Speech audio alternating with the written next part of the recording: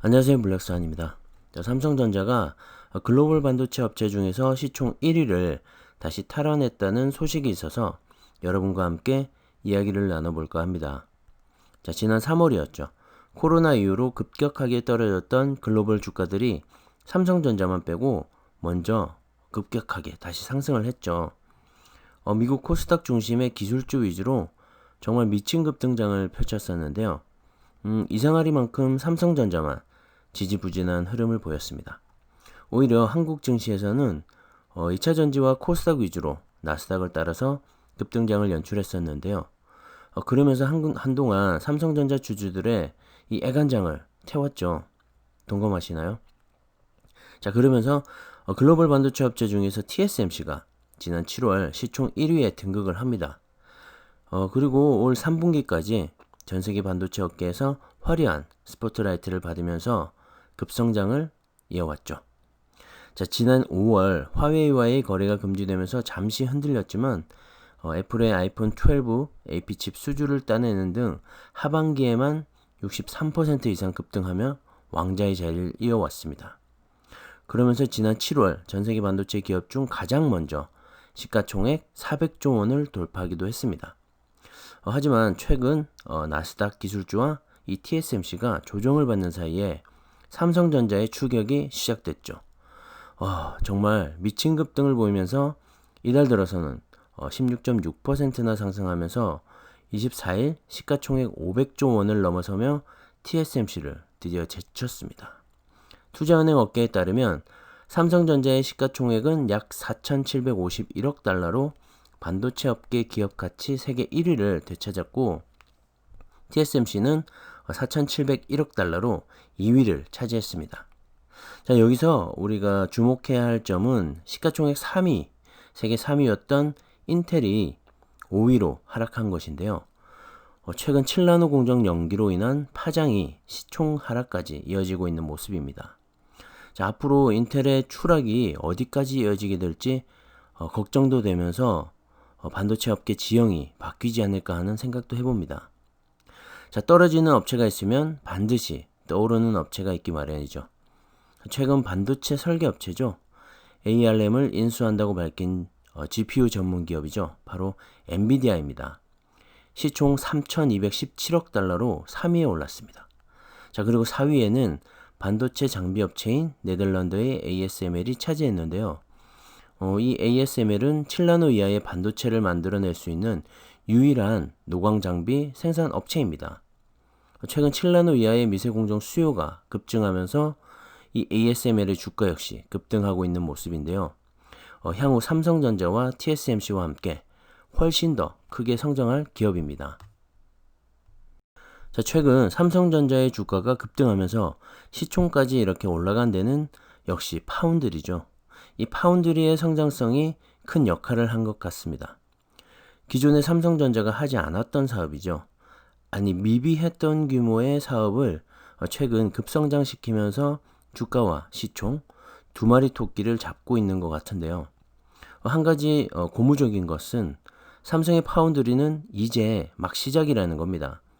2030년까지 133조를 투입해서 세계 1위를 목표로 하고 있기 때문에 내년 2021년은 파운드리 사업에 날개를 달게 될 원년이라는 게 상당히 흥분이 됩니다.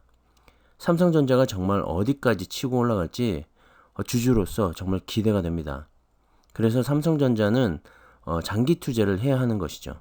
분할 매수로 차곡차곡 모아가다 보면 정말 놀랄만한 일이 생기게 될 겁니다. 물론 제 개인적인 생각이고요. 참고만 하시길 바랍니다. 자, 삼성전자가 올 들어 5나노 기술로 퀄컴의 최신 AP인 스냅드래곤 888과 엔비디아의 GPU까지 수주를 받았죠. 그리고 업계에서는 내년에 4차 산업혁명과 5G 이동통신, 인공지능 AI 시장이 커지면서 팹리스죠. 이 반도체 설계 전문 업체들의 주문이 밀려들 것으로 보고 있는데요. 내년 말까지 주문이 이미 꽉 찼다는 얘기도 나오고 있습니다. 게다가 내년 파운드리 매출은 올해 추정치인 15조 4천억 원보다 무려 20%나 이상 증가할 전망이라고 합니다. 특히나 최근 반도체 업체들의 탈인텔로 인해 자체 반도체 설계를 이어가게 되면서 앞으로 이 파운드리 시장에 정말 미친 성장이 일어날 것 같아 보이는데요.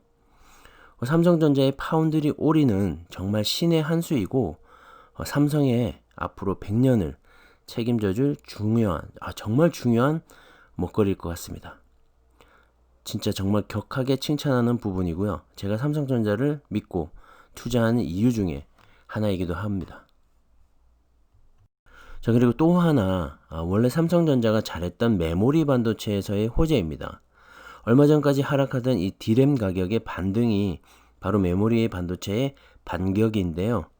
물론 트렌드포스에 따르면 지난 3분기 기준으로 D램과 낸드 플래시 시장에서 각각 41.3%와 33.1%로 점유율 1위를 여전히 차지하고 있긴 합니다. 자, 하지만 지난달까지 이 메모리 반도체의 업황이 그리 좋지는 않았는데요. D램 가격의 하락 때문입니다. 그런데 이달부터 분위기가 바뀌면서 D램의 현물가는 현재 3.45달러로 지난달 말 2.77달러 대비 무려 24.5%나 급등 중에 있습니다. 마이크론의 이 대만 공장 정전이 시발점이 되었던 거죠. 그렇게 되면서 공급이 부족해지고 수요는 또 늘어나게 되면서 가격 상승을 이끌고 있는데요. 5G 스마트폰 출시와 판매량 급증이 한 가지 원인이고 구글, 아마존, MS 등의 서버용 D램 구매도 다시 재개가 되었죠. 자, 그리고 올 한해 코로나로 인해 움츠려들었던 이 소비 심리도 내년부터는 개선이 되면서 새로운 스마트폰 시장도 활력을 찾게 되겠죠.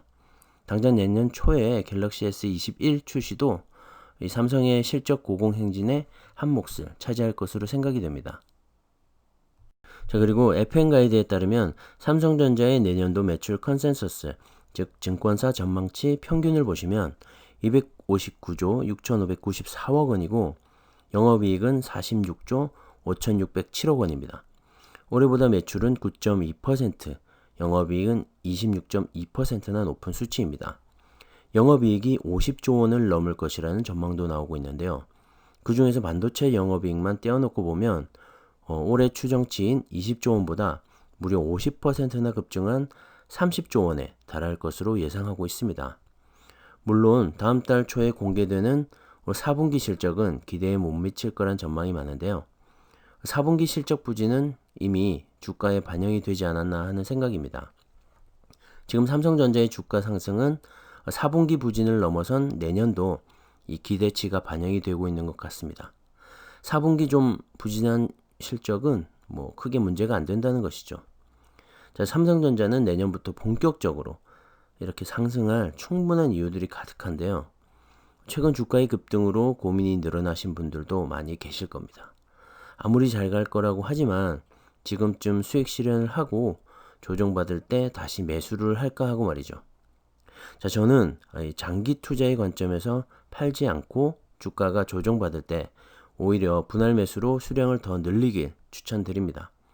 단타할 주식들은 상당히 많죠. 삼성전자는 그런 단타형 주식이 아닙니다. 당장 쓰지 않을 돈을 꾸준히 모아가신다면 분명히 멋진 노후를 책임져 주지 않을까 하는 생각입니다. 자, 오늘은 여기까지 하겠습니다. 감사합니다.